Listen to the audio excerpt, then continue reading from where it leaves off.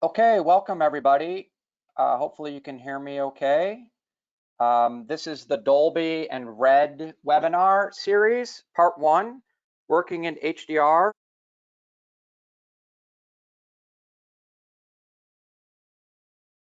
Okay, one more time. Hey everybody, my name's Tom Graham. Welcome to the Dolby and Red webinar series that we're conducting, working in HDR from set to screen. This is part one, and we really want to thank you for joining us today. So Tom, again, my name's Tom Graham, AB Matthew, and Michael Hackle. We're all from Dolby here, and we'll be having some of the folks from Red on the line here shortly. Roughly, our run time will probably be about an hour and 10 minutes, and we want to work in a bunch of questions from you. So you'll see that there is a questions tab in the GoToWebinar control panel, and that's where you can type in your questions, and feel free to say hello. The questions only go to the moderators.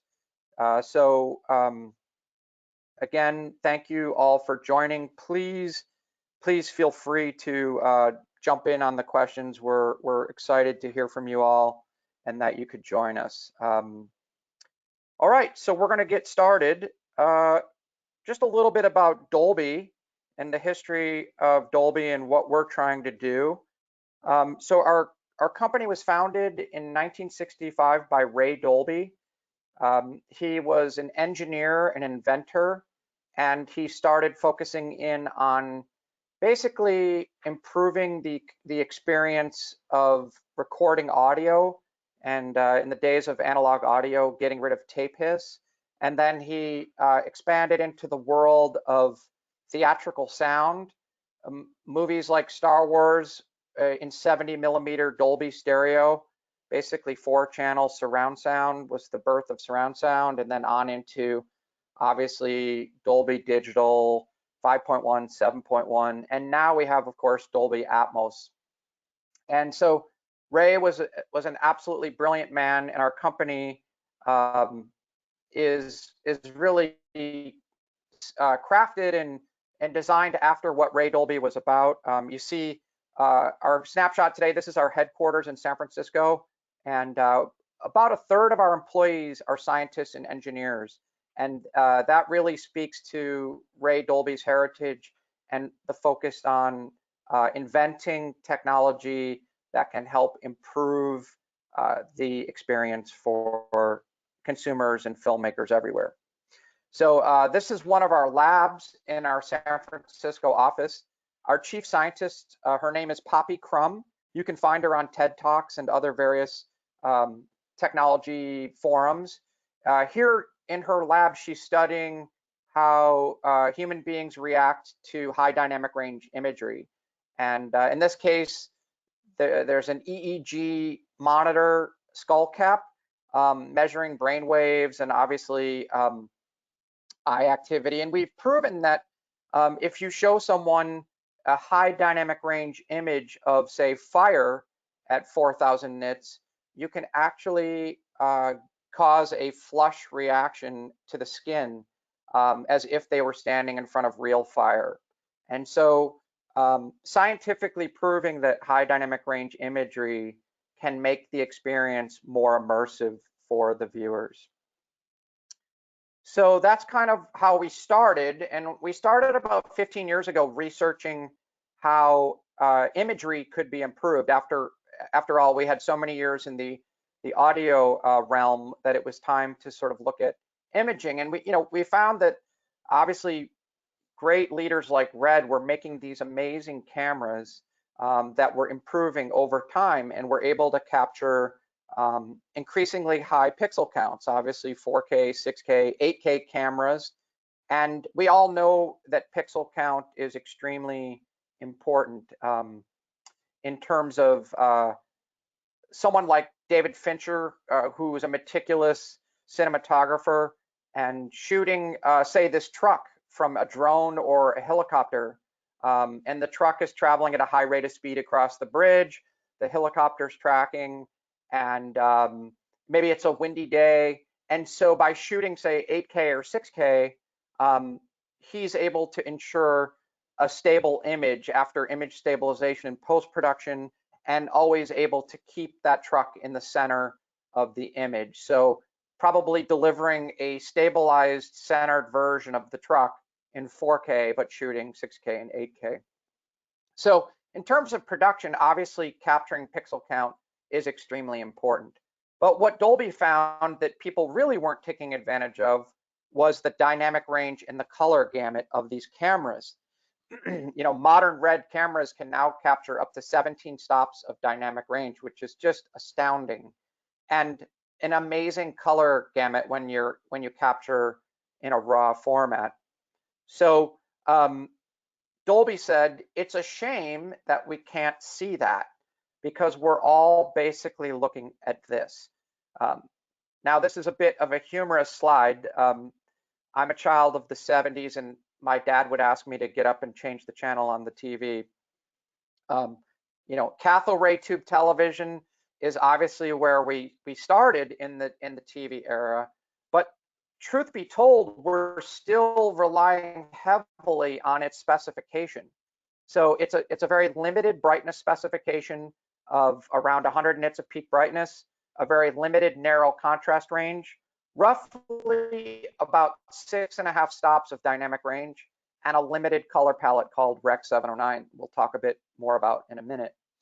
And so those 17 stops of dynamic range and wide color gamut that you've captured has to be crafted down into 6 or so usable stops. And colorists have gotten very good at this, and there's many tricks of the trade, like power windows and keys and other things to make it work. But the reality is you can't buy a cathode ray tube TV anymore. And if we look at the modern flat screen panels that are out there today, we'll see that the carefully crafted 100 nit image, when viewed in standard dynamic range mode, often stretches your content out to 600 or almost 900 nits of peak brightness.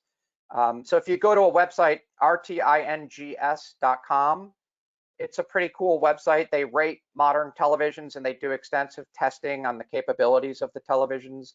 And you can find out all these facts and figures.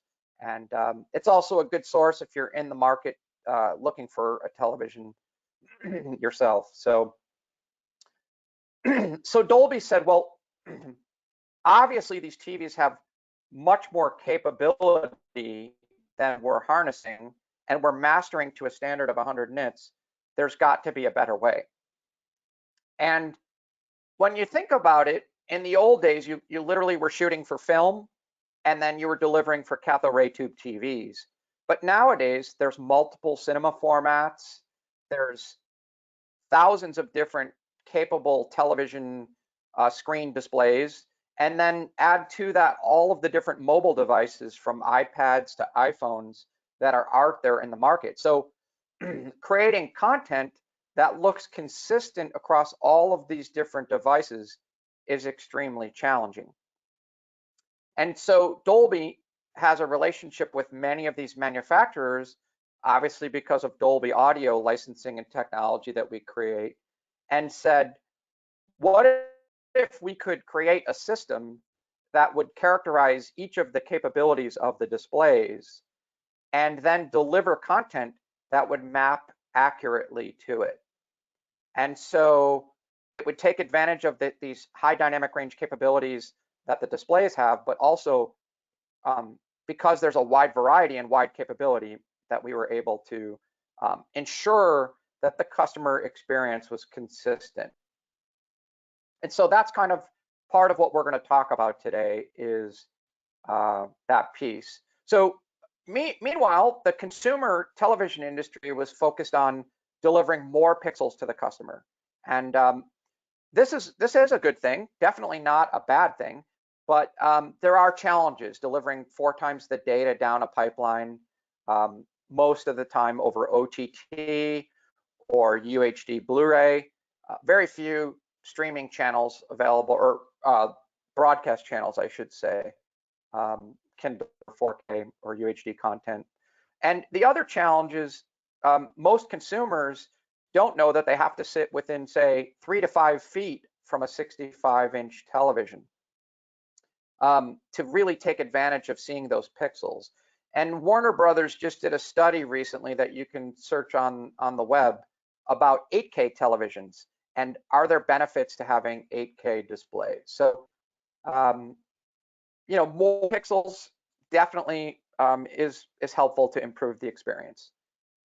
Some filmmakers have moved towards delivering higher frame rate content as a way to improve the experience. So filmmakers like Ang Lee and his recent movie Gemini Man, or Billy Lynn, they've upped the frame rate as a way to improve the quality and clarity of the image. And while more pixels and faster pixels, can be seen as beneficial, I think that there is some customer confusion out there in the market. But Dolby's research found the ability to have more contrast in the pixel, each pixel, or brighter and darker pixels, and as well as more colorful pixels, meant that the consumer at any frame rate or any resolution could have a more enhanced experience. So really, Dolby Vision is about better pixels, is the way we like to term it. And we're going to talk about more of the details around what that means. What does HDR and better pixels mean? So I see we have one question here, Aby. Maybe you could read it to me. How does a faster frame rate help? Could you read that one for me? Yeah, the question is, how does a faster frame rate compensate for the differences? I suppose, I don't know if that is specific to HDR or generally. Yeah, I think generally the way Ang Lee approaches higher frame rate and uses it is essentially there's less motion blur and therefore his shooting techniques change somewhat, and he talks about that fairly openly.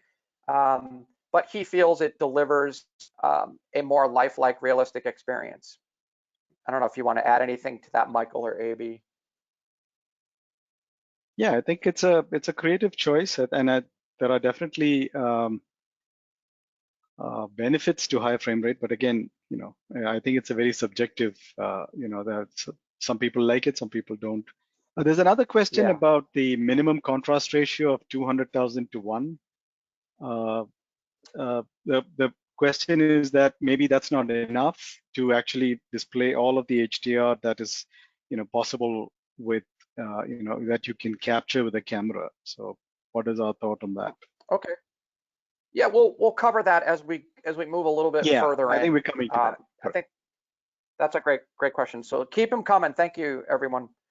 In terms of how did we get there in sort of looking for high dynamic range and moving towards it? Well, the term that's commonly used for measuring brightness is nits, N-I-T-S, and it's really shorthand for candelas per meter squared. And it's a logarithmic scale that measures from the black of night all the way up to direct sunlight. And as you all know, our eye adapts between night vision and day vision. And Dolby tried to imagine, well, beyond the 100 nit TV and the digital cinema of 48 nits, what would a future display look like? What should it be capable so that we can deliver more realistic, lifelike images? And so if you were to go out in the real world with a light meter and point it at some different objects that you encounter, you could see highlights on the sidewalks that go up to 10,000 nits, or shadow detail that is 185 nits. And your eye can perfectly handle that wide range of values. And so in terms of the next step, Dolby created a research monitor that essentially was two pieces. The front piece is a traditional LCD screen, and it worked in conjunction with a backlight that was a digital cinema projector, a DLP projector. And so together, they could produce images that had highlights up to 20,000 nits of peak brightness and black levels of 0.004 nits. So essentially, something extreme, but what we did was we put average people in front of this display and we gave them a series of black and white images and some controls. And the controls allowed them to dial the brightness or the highlights up to where they felt it was best represented of the image, and dial the shadows and the black levels down to where they felt they should be. And from that research, we found that 84% of the people dialed the highlights of the images up to 10,000 nits and the black levels down to 0.01.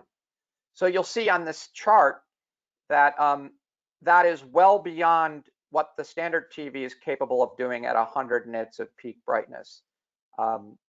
And so Dolby proposed, if 84% of the average people feel that this is a really good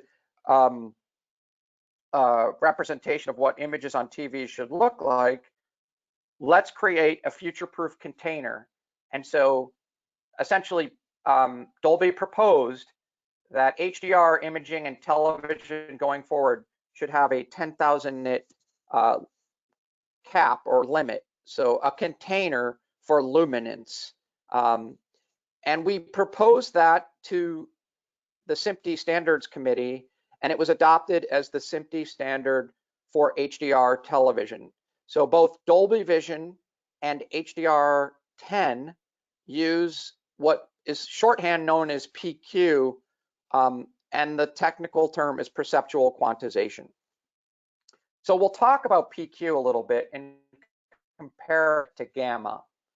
On this chart, on the bottom, you're seeing black levels from left to right. So starting with black levels at 0.001, all the way up to 10,000 nits of peak brightness. So that's the container of luminance. And then in terms of contrast steps, in percentages, we're increasing from the bottom to the top. And the dotted line, known as the Barton ramp, represents the sensitivity of the human eye.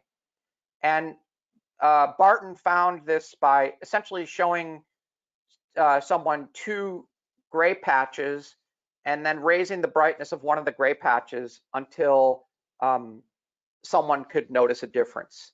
So you'll notice that our eye is less sensitive essentially in the darks than we are in the midtones. And then it gets, again, less sensitive up in the highlights.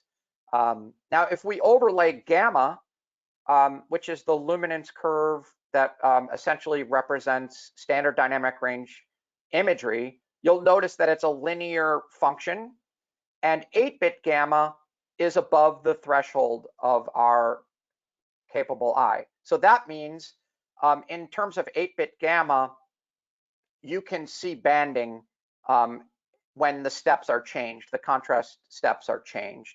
So you've all experienced that, I'm sure, when you've seen banding in, dark skies or night shots in 8-bit gamma. Now, 10-bit gamma is a bit better. There is still some banding that it can occur, but let's just say we wanted to continue with gamma as our platform in order to deliver a 10,000 nit signal that would not have any banding. You'd have to create a very big file, a 15-bit gamma signal. So Dolby proposed that PQ would be a logarithmic function that would work like our eye was capable of, and essentially be tuned to it so that it's less sensitive than our eye is capable. So we're not wasting any bits, but we are efficiently covering. So Dolby Vision is typically thought of as a 12-bit ecosystem, and HDR10 is a 10-bit ecosystem. So there are some cases where you may see some banding in HDR10 compared to our eye. So I'll pause there, AB, to see if we have any questions that we should answer on this. Yeah, there was a question about the testing that we did with the high brightness with the with the Frankenstein monitor. So there was a question about whether we did tests in color, because I believe the information that they got is that the tests were done in black and white. So I'm not I sure that believe that that's was done. correct. I Yeah, believe they were done in black and white. The images that they chose were black and white to eliminate color discrepancies, but the research is posted in a SMPTE paper if you'd like to read more about it. So great question. Any other ones we yeah. should answer about PQ? Not specifically, no. I think, yeah, there was an issue about the 10-bit versus 12-bit. Mhm. Would PQ be more prone to quantization of data, depending on whether you work in 10-bit or 12-bit? Yeah. Um, Yeah, I well, think. go ahead. You can answer that one, AB. No, it's just that, I mean, I think, the recommendation is to work in 12-bit, but, if you're mastered in 16 or 12-bit and then you were to resize that to 10, we don't see problems as much as we used to in gamma. So I think PQ definitely holds better in a 12 or 10-bit environment. Yeah, That's great. And there, I do see there's a question between PQ and PQ was HLG, and correct. yeah, and we just due to time, we're not going to be discussing HLG, but essentially HLG is a hybrid between gamma and log, and it essentially is gamma for the first 100 nits and covers into log. It has challenges of its own, but due to time, we're going to focus on Dolby Vision and HDR10 for this. So thank you for that question. Yeah, All there is right. a question about PQ and 10-bit. Is normal PQ 10-bit and Dolby Vision 12-bit? PQ was spec'd for 12-bit, so that is the specification. That curve that you saw is meant for 12-bit. So if that answers Yep. the question, I think you can go ahead. Thank you. All right. So once we created PQ, we then needed a way to look at it, and so Dolby had a monitor that we had created that was primarily used for 100 nit grading. 100. It had a mode that did PQ 600 nits, but if we just said that 10,000 nits was the goal, 600 certainly wasn't enough. So Dolby created a research monitor called the Pulsar, and there's still about 15 of them out there in use today. Again, it was a research monitor, not meant to be a commercial release, but it was capable of 4,000 nits of peak brightness. We showed it to filmmakers and let them use it, and studios, and really that's what kicked off the whole excitement about HDR was the pulsar. And colorists still use it today, but more commonly you would find a monitor like a Canon, a Sony, a Flanders, an ISO, or a Postium monitor, and typically those monitors are 1,000 nits, or in some cases 2,000 nits. So again, the key here is a professional reference grade monitor of 1,000 nits. Some folks ask us, could we use a consumer monitor like the LG C9 that once I calibrate it, it goes to about 675 nits? And the answer there is those monitors can have quite a bit of usage, but typically not as a color grading monitor. And there's various reasons we can take offline, but essentially they do have quite a few use cases for maybe near set monitoring, like Video Village, or viewing dailies, or VFX workflows, those types of things. That monitor, or maybe even a client monitor, is useful. So in terms of increased color gamut and taking advantage of that wider color gamut, so you're probably familiar with the CIE color chart that represents how the human eye, all the capability of the human eye to see red, green, blue, and everything in between. The inner triangle is the limitations of the Rec 709 or BT 1886 standard. So that's essentially what you've been watching on standard dynamic range television for the last 10 or 15 years. And then if you went to see a movie in the digital cinema, chances are you would see the DCI P3 standard. So what that meant was, let's say we were doing a boxing movie, and the boxing gloves were red. For the cinema version, the P3 version, that red was a bit richer, a bit more red. And then when we created the home version for TV, we had to bring that red into the Rec 709 standard. And that typically means a bit more orange and less actual red. Most Dolby Vision and HDR content that you see on televisions is color graded to the new P3 standard. So that essentially means that you're seeing greens and reds on TV that you have not been able to see before. So that's an example of using the wider color gamut. Now, the next triangle out is called Rec 2020, and you can see it's even a wider color gamut in terms of greens, reds, and blues. It's a theoretical standard that has been adopted by most TV manufacturers and most display manufacturers. The challenges are that there are no displays that can hit 100% of that color gamut. So essentially, if you go on that website I told you, ratings.com, each TV will have a rating of how much a percentage of P3 they can hit or how much a percentage of Rec 2020 they can hit. Most professional monitors are limited to roughly around 80% of Rec 2020. And so in terms of creating content, if you are going to work directly in Rec 2020, you probably need to take some steps to make sure that you're seeing accurately all the colors that you're creating. And in our normal Dolby Vision training, we go into some depth about that, but essentially the short answer is you probably would limit your color gamut to P3, but deliver it in a Rec 2020 container so that you're sure that you're seeing all the colors you're creating. Now, in terms of color volume, HDR presents a much bigger color volume. So what does that mean? Essentially, if you take that CIE chart and you lay it flat, and then you add luminance to the components of those colors, you create this color container. How bright and saturated and vibrant can your colors be?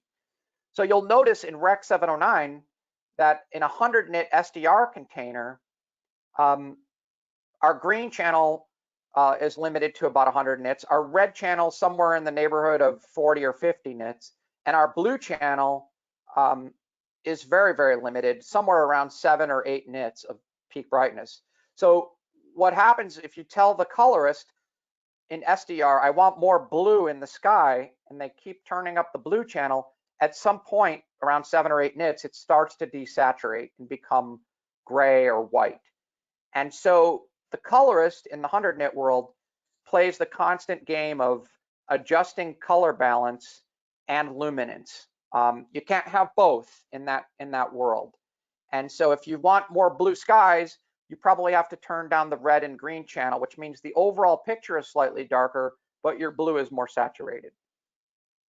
In the HDR world, you don't have to fight these battles. You have a much bigger container to have saturated, lifelike, vibrant, bright colors. And so in terms of when we say HDR has improved color, we mean wider color gamut, but we also mean increased color volume capable. Because it could also be a blue that is well within Rec 709's color gamut, but we're able to saturate it more. So Avi, I'll pause there if there's any questions we should cover. There are some questions about workflow, but then I think that's beyond the scope of the webinar. There were quite a few questions about monitors. So there's a question about the ISO monitor, about the Apple XDR display. Generally about are they good enough for grading? Can we do Dolby Vision on that, and so on? So we'll cover that one in a minute. In terms of workflow, we'll cover some workflow shortly. And Michael Hackle will be doing that next week. He will be covering some more workflow-based tips as well. So anything else in terms of color gamut that we should cover while we're here? Yeah, so there was a question about, is there a difference between DCI P3 versus P3 D65? Yeah, I think the only difference there is just the white point. The DCI P3 has a different white point. P3 D65 is true D65 white point. So the color gamuts are the same, white points are different. Good question. Thank you, AB. How do you feel about consumer grade LG OLEDs? So I think we're coming to that as well. Yeah, I mean, as I said earlier, the OLEDs are fantastic and they have plenty of usage in terms of um, post-production or production. But in terms of actual color grading, they're not recommended to be used. And part of the reason is they have a white pixel that helps boost brightness. So they have an RGB pixel, but they also have a white pixel. And as you add that brightness component above like 300 or 400 nits, you start to desaturate the colors. And so there is color consistency and uniformity issues for color grading. Yeah. All right, so let's dive into the workflow, and we can feel free to jump in with more questions, AB. Yeah. We're doing pretty good on time, but we should keep moving. So in terms of an end-to-end ecosystem for creating HDR content, we're going to sort of discuss mainly the production, post-production, and mastering areas. And we all know it starts with capture and the cameras. And so Michael will focus heavily on this area. I'm going to touch on them as a high-level overview introduction. So early on, we said that the cameras can capture this 17 stops or 15 stops of usable dynamic range. So it's important that you use the right mode to take advantage of that, and you store that information, that dynamic range. So our number one recommendation is to use camera raw. This will give you the best possible version of your HDR content when you go to color grade it. Secondarily, we recommend a 12-bit log format. So like a 4x4x4 log 3G10 to give you really, really great results. As you move down the ladder, say 10-bit 444, 10-bit 422, compressed formats, your capability to get great looking HDR will be limited. And so if you've all seen a show in HDR, like a documentary series that has older footage, that maybe 8-bit or 10-bit 422, you may not see much of a benefit there. It may just look very similar to SDR. So in terms of film, if you have an older film, you can scan it. There's plenty of dynamic range in the film. We recommend scanning 16-bit or an ACES ADX workflow. And we recommend scanning the negative for the best results. But if you have a really good quality interpositive, you can scan that as well. Now, the next piece of the puzzle is getting ready and starting to think about GR. And part of that becomes really including it in your planning. That means shooting camera tests. It means on-set monitoring, thinking about monitoring in HDR on set. Obviously, using a light meter is extremely important.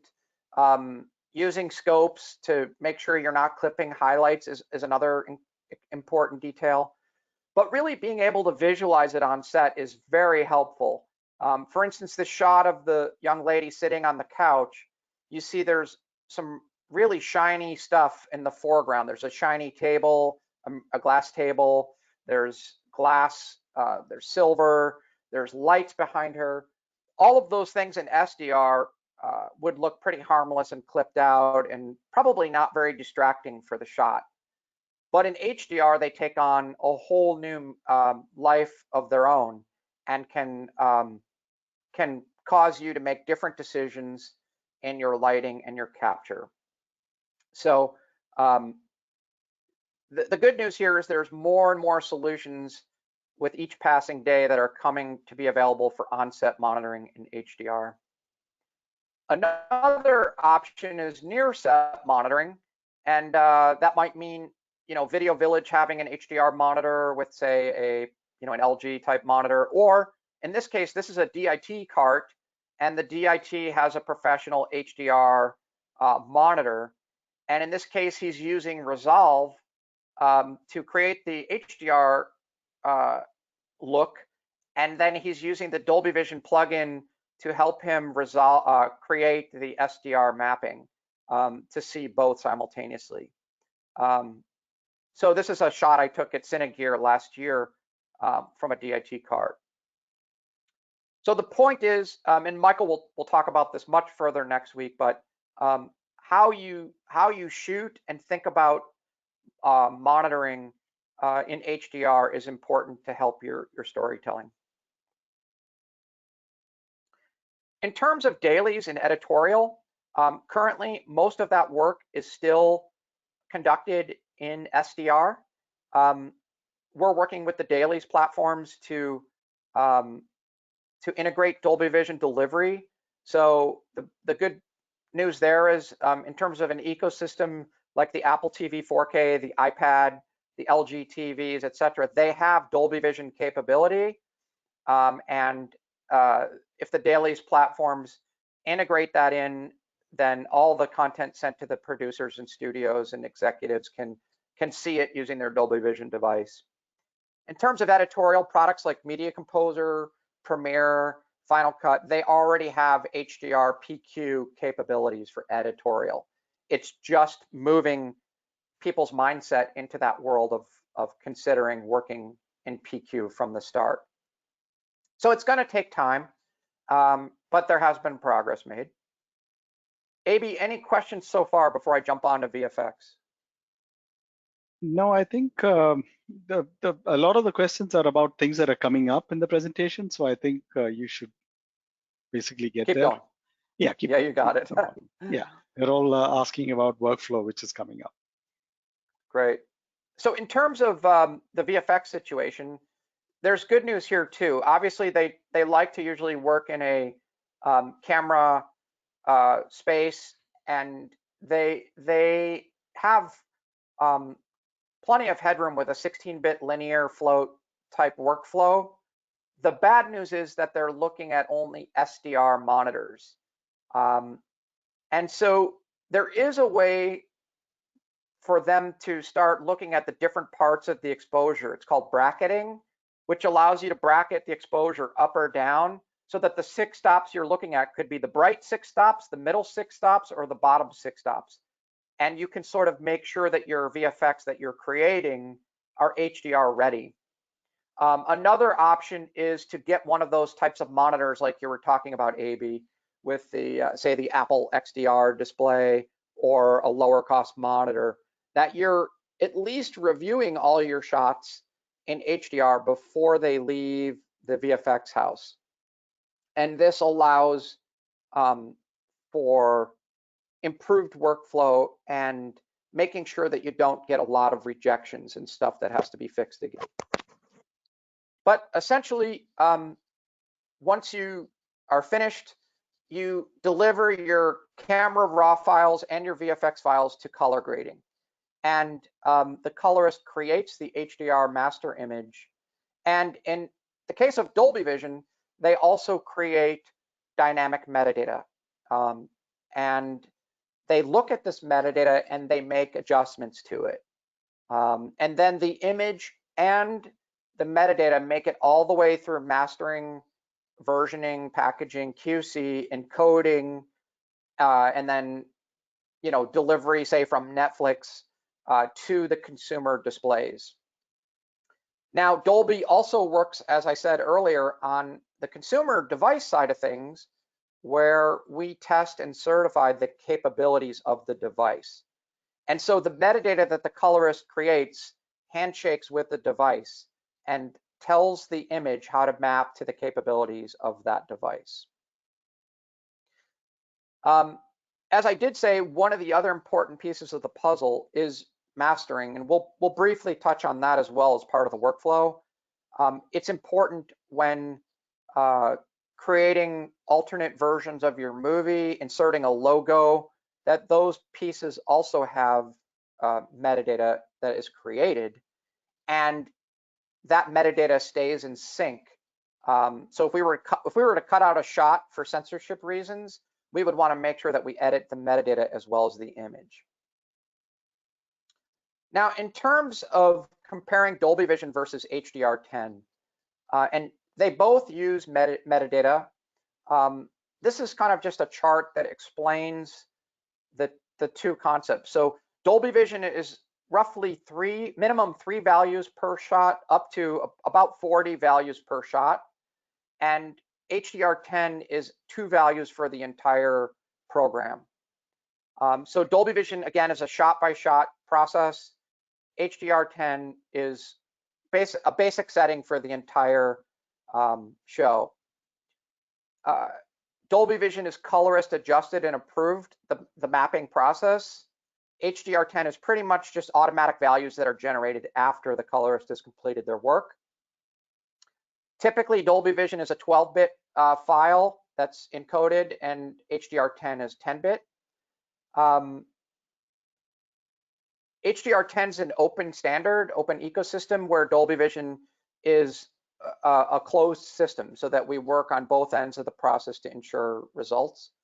And then the workflow we're going to walk you through next, the Dolby Vision process allows you to create an HDR10 and an SDR deliverable as well.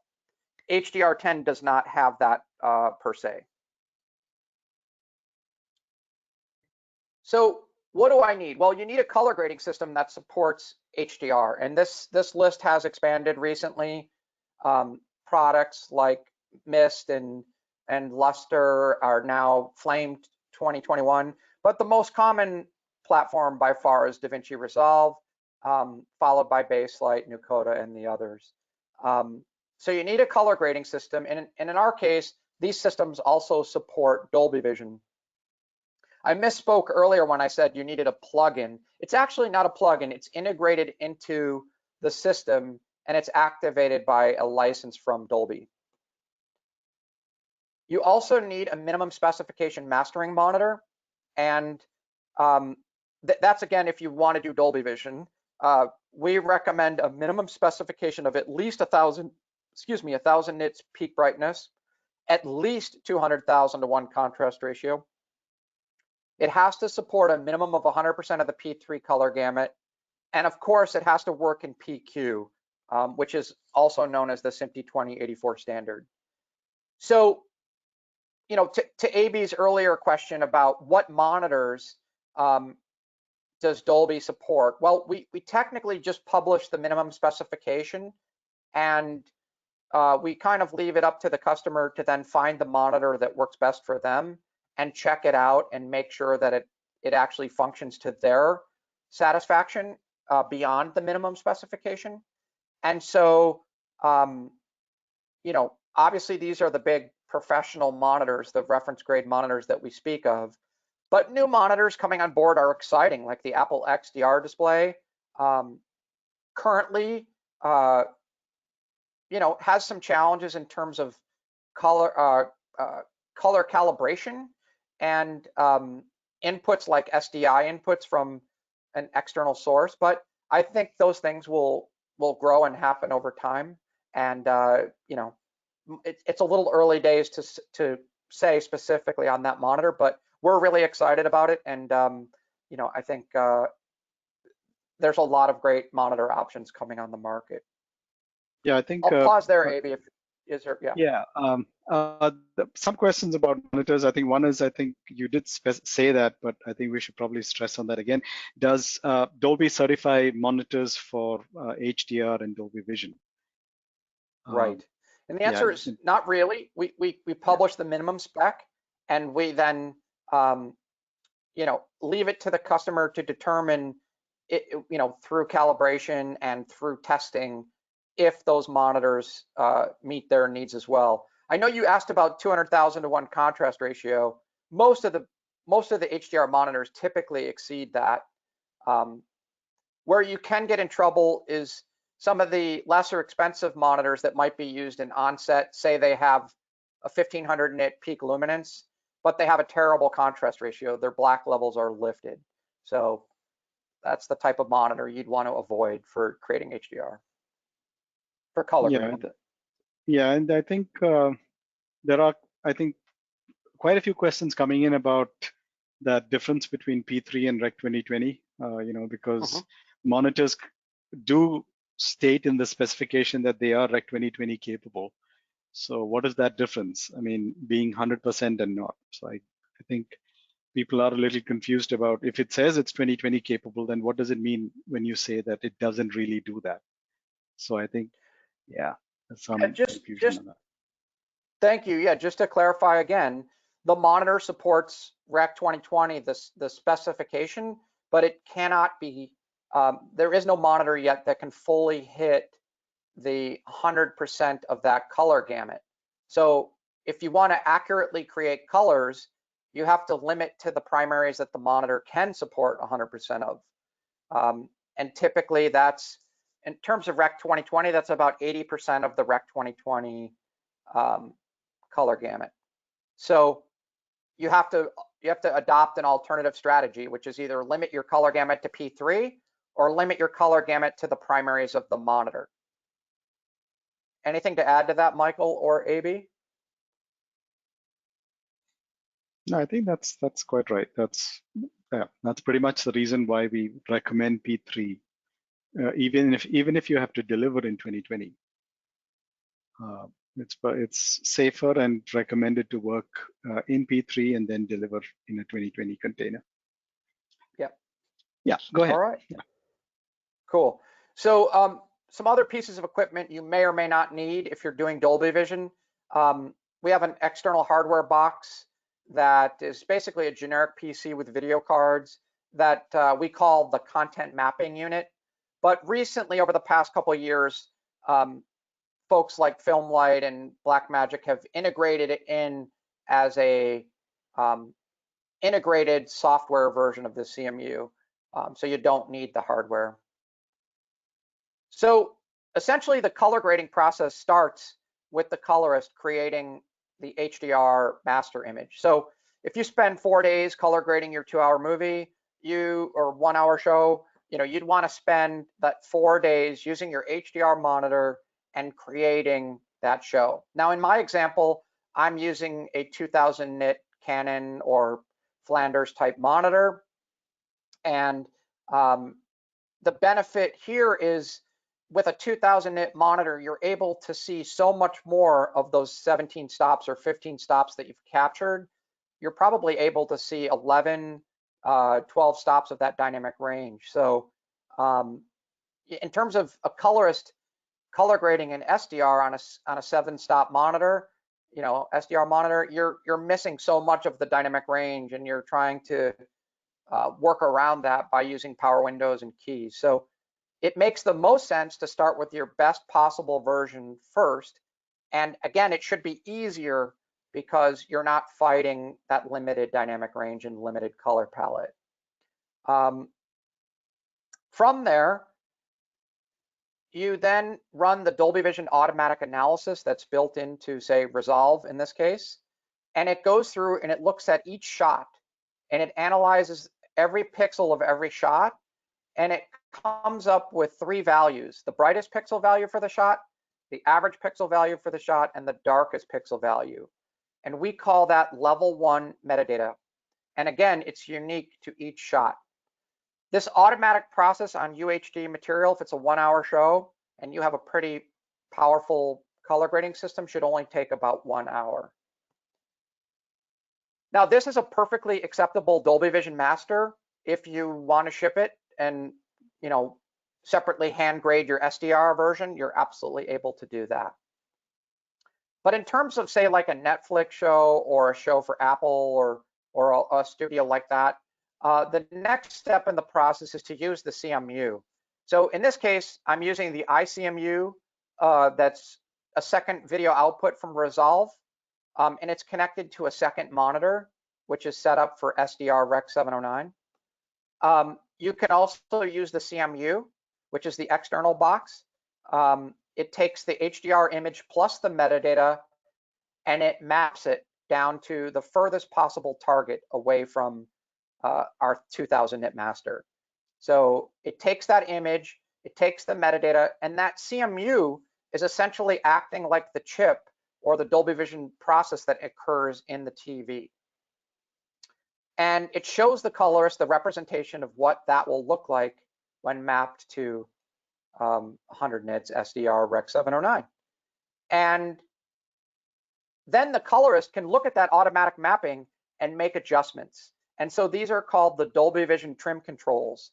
And you'll see that there's 6 controls here for each shot that allow the colorist to adjust the mapping. Now, most colorists will tell you the Dolby Vision mapping is pretty darn good. It gets you about 75 to 80% of the way there.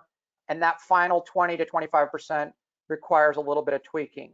So not every shot, but maybe most of the shots will have some levels of trims. And you can copy and paste the trims. It goes pretty quickly. A 1-hour show should take about half a day. You can also, and basically this creates what is known as level 2 metadata. So level 1 plus level 2 metadata is the most common Dolby Vision master. Now, you can optionally do a 600 nit trim pass as well. And that means changing your mapping to, say, a 600 nit target. And, you know, some filmmakers like to do this because it gives them a very good representation of what the consumer will see. Most consumer televisions around that 500 or 600 nit range. Because you've already done the majority of the work at 100 nits, the 600 nit trims are interpolated. And so on a whole reel, 15-minute reel, you might touch 1 or 2 shots in this process.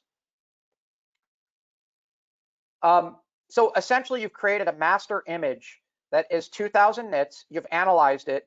You've created an anchor point at 100 nits, and you may have created an anchor point at 600 nits as well.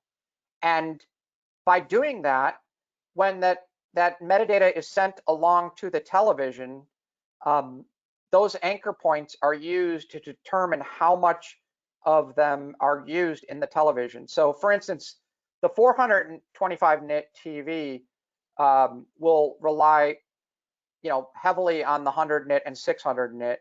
The 800 nit TV will rely much more on the 600 nit trims.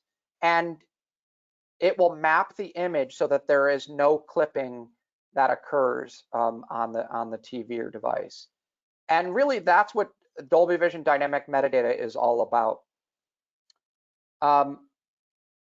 You essentially export a small XML file that contains all the Dolby Vision metadata information and the image sequence, either as a ProRes file or perhaps a 16-bit TIFF sequence.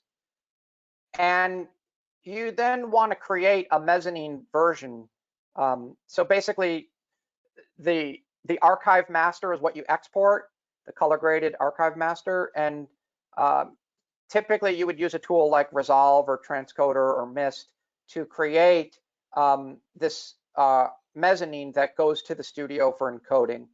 You also can render out other versions. So perhaps we want to render out a 1000 nit version for HDR10 from our 2000 nit master, or an SDR version as well. This mezzanine is, yeah, sure, Aby. Yeah, we can. Do you want to take on a question? There's quite a few interesting ones coming up. Please. Oh yeah, so one was about ACES and whether Dolby Vision supports that. So I think, yeah, totally. I don't think we have a problem with ACES. ACES is pretty much used in the workflow, so it's during color correction and post-production. I think the question that came up was, why don't we deliver in ACES? ACES is not a delivery format, at least it's not an accepted delivery format by the studios. In terms of delivery formats, they're usually or almost always defined and dictated by the studio. So when you're delivering to a Netflix or an Amazon or an Apple, those particular studios will have specifications on how to deliver. The other question that came up was with regard to full range and legal range. Uh, you know, the general recommendation is that it should be full range. All Dolby Vision content is to be created and delivered in full range. If requested, you can derive a legal range of, a video range deliverable from the master, but the master should always be full range. Yeah, I think. Great. Yeah. Any other Go ones ahead. you want to cover here now, or keep going? I think go ahead. I think we'll do a Q&A at the end. We can probably bring that up.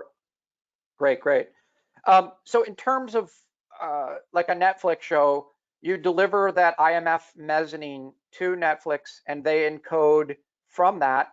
They encode the different versions that will go to air. So the Dolby Vision TVs would get the Dolby Vision version. The Samsung TVs would get the HDR10 version, and people who only have SDR TVs would get the SDR derived version from the Dolby Vision process. So you can see from a studio standpoint, having a single deliverable that covers all these and is mapped correctly is, a really, really good thing. So if you're watching a show like, Chef's Table at home, on any of these TVs, you're seeing something that came from the HDR master image first, and then the Dolby Vision tools and workflow to give you all the other versions. In terms of the tools that we have created, there's two versions of Dolby Vision. Version 2.9 is what we came out with 3 years ago, and we heard from colorists and creatives that they'd like more controls. So we recently released version 4.0 in the last year, and it's a slow transition over time. There's new televisions starting with the 2019 LG TVs that have this capability to play back this information.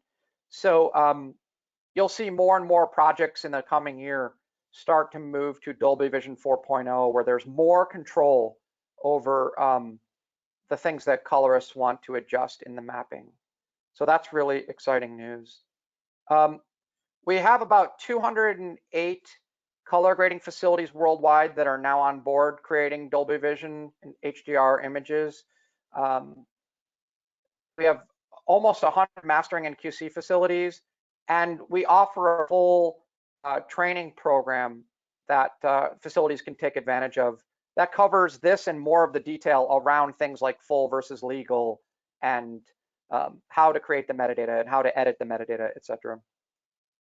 So if you're interested, you can email us afterwards. Also, we have a free 12-part video series on Dolby.com. I find the easiest way to find it is just do a Google search for creating in Dolby Vision. And it's a 12-part free video series. You don't even have to sign up, but you can watch a colorist walking you through these tools and workflows. In terms of how do you watch Dolby Vision content? Well, there's plenty of studios that support creating Dolby Vision content, and I think we're well over 3,500 hours now of available content for UHD, Blu-ray, or streaming. In terms of streaming services, there's lots of different ways worldwide to watch HDR and Dolby Vision. Apple TV Plus and Disney Plus are two most exciting new members of that group. In terms of TVs, I gave you the link for ratings.com, but you can also check out CNET's top-rated TVs, and almost all the top-rated TVs they recommend are Dolby Vision TVs, so you can check that out. In terms of devices, it's a growing ecosystem from set-top boxes to streaming sticks, iPads, iPhones, mobile devices, laptops, gaming consoles, UHD Blu-ray players. We're now over several 100 million devices that are enabled into the world right now. I think we're fast approaching 1 billion devices. So this is not something that's really for the future. It's happening now, and people are really enjoying the experiences. And I now see articles, people rating the top 10 shows you should watch in Dolby Vision. You know, there's a lot of exciting stuff happening. In terms of another way to experience high dynamic range imaging is the Dolby Cinema. So once the quarantine's over and the world gets back to normal, Dolby Cinema is available in many countries. And I think we're over 250 cinemas worldwide now and growing.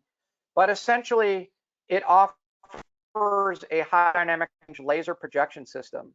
And essentially, digital cinema has roughly 48 nits of peak brightness that can be achieved if you have a brand new bulb, and roughly a 2,000 to 1 contrast ratio, where the Dolby laser projector can do more than double that peak luminance at 108 nits of peak brightness, and a contrast ratio of roughly 1,000,000 to 1. And if you've ever experienced Dolby Cinema, the blacks are truly black, and it's a pretty cool way to see it. In terms of color gamut, we can also go wider than P3 and very close to the Rec 2020 color gamut. The primaries are slightly skewed, so we don't actually call it Rec 2020, but it's very similar.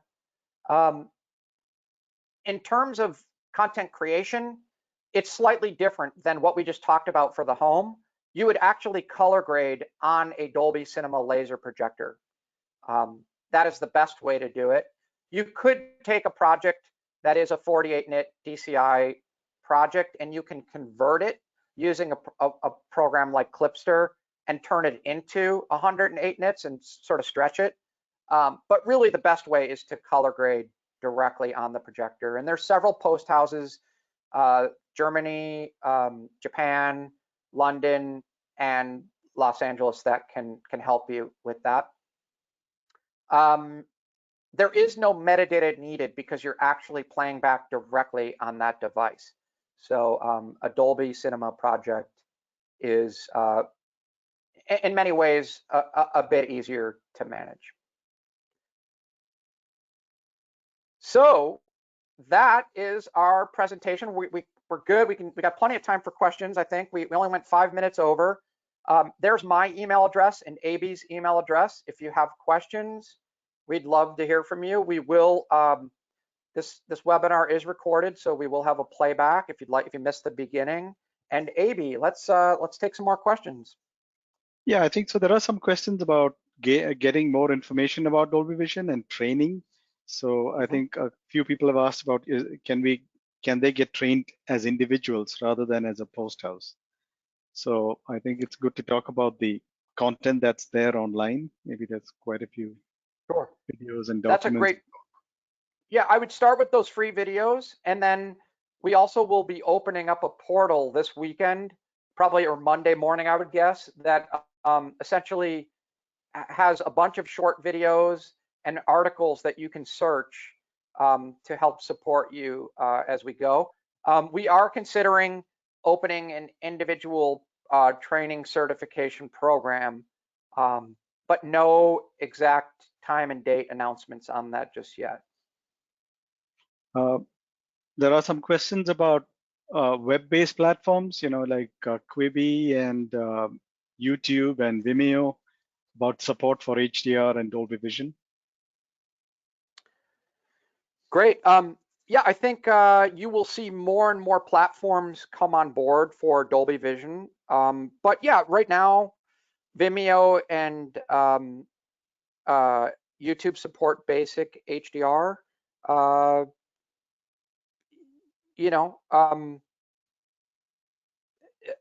don't have any other sort of information other than that, but I do see, as we just said, Apple and Disney Plus came on board. I think you're going to see more platforms adopt this as they come out. There's, as you probably all know, there's exciting new platforms coming from NBC, HBO, and it's it's growing.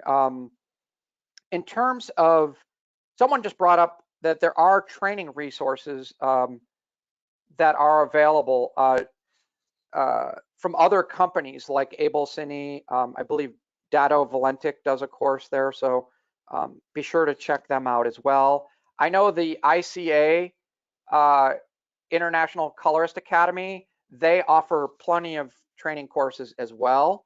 So they're a bunch of great guys. So I see another question, AB, about ACES and Dolby Vision. So you want to just quickly touch on that? Yeah, again, we completely support ACES during post-production and during color correction. So we think it's a great way to work if you like to work that way. Yeah, as far as Dolby Vision is concerned, we don't really care whether you work in ACES or not. So there are no issues there. Again, there are some questions about delivery formats. Again, I'll stress on that again. ACES is not a delivery format. The delivery formats are usually defined by the studio. So ACES is completely supported. The delivery completely depends on the studio that you're delivering to. There was a question about Dolby Vision for home theater projectors. Okay. Yeah, I don't think that's there yet. Again, even HDR in projectors is fairly new. I don't Mm-hmm. think we have Yeah, I'd say native. stay Yeah, tuned. There was talk of it in some exactly. prototypes at CES, but I'd say stay tuned on that one. Um, so someone brought up an interesting question. When the surveyed people preferred 10,000 nits, is there a time when standard TVs can do 10,000 nits? And do you think people's range will adapt to that and eventually want more? That is a fantastic question. And I would say to you that at the CES show 2 years ago, um, Sony showed a prototype 10,000 nit consumer monitor. I personally didn't get to see it, but I heard many people were blown away with it. There are consumer TVs now that are hitting 2,000 nits, and I think the consumer TV industry is outpacing the professional monitor industry. Um, but yeah, so it's a great question, and I think one of the other things I didn't point out early on in HDR and discussing it is don't always assume that HDR is about bright, blinding images. Um, HDR is about taking advantage of specular highlights, and those specular highlights, like in the photo of me there um, in St. Mark's Square in Venice, um, the highlights on my hair, on the side of my face, on my jacket, those types of highlights could reach, say, 1,000 nits or 600 nits, but my average picture level may not be much beyond a couple hundred nits of brightness. So HDR is about extending contrast and detail into the shadows and the highlights. And so, I think the common misunderstanding is that everything will be blinding bright, and uh, that is, I mean, it could be true, but generally speaking, isn't exactly always the case. So another question, AB. Yeah, there was a question about where one can get information about certified facilities. So yeah, go ahead. Yeah, so please, if you're interested in more information about getting a license to do Dolby Vision, or you're interested in a where to go to color grade, or the facilities, you can contact myself, and I can send you some information. If you go to dolby.com and you search for Dolby Vision certified facilities, there is a list of the certified facilities that are available. So cool. What else we got, AB? There are some questions about cinema. So the workflow that you described was primarily about creating home content. Is there a way to, Uh-huh. as part of that, mapping to a cinema target for cinema distribution? That has come up a few times. So Yeah, that's a great like, that's a great topic. So Dolby is currently researching and close to implementing functionality that would allow you to take your home master and say 1,000 nits that you've crafted and be able to map to not only consumer TVs, but also to cinema projectors, like say a Dolby Vision 108 nit laser projector or a 48 nit DCI projector. So, it's not, I don't have an official announcement. I don't have any timing, but it is something that we're looking at. We're also looking at working on those tools for cinema so that you could start with a 108 nit cinema master and derive a 48 nit DCI and or 1000 nit HDR home version. So it's an obvious pathway to simplify the mastering process and take advantage of the trim. So good question. Okay. Yeah, there are some questions about that workflow that you described where you said that we would have 2 monitors with HDR and SDR. Is that a common practice, or can people work with just 1 monitor at a time? Yes, you can work with a single monitor. In some cases, it's actually better to work with a single monitor. You focus on the HDR image, you run the analysis, and then you switch over to the SDR version on a separate input, and you focus just on the SDR version. So a lot of colorists prefer that. Some prefer the second monitor because they like to sort of work both in HDR and SDR simultaneously. But it's really up to you how you like to do it. Yeah, I think we're pretty good on the questions. I think most of it. Somebody I mean, also again, reminded me that yeah, CBS All Access now has Dolby Vision content as well. Thank you for that. Yeah, so that's another great way to watch Dolby Vision. yeah, quite a few people have asked about getting this presentation, but I think we are only publishing the recording, correct? I believe so, yes. I think that's the case. And as I said, don't forget to tune into next week with Michael, because he's really going to cover more nuance around color and image capture. Michael, can you give us just a quick preview?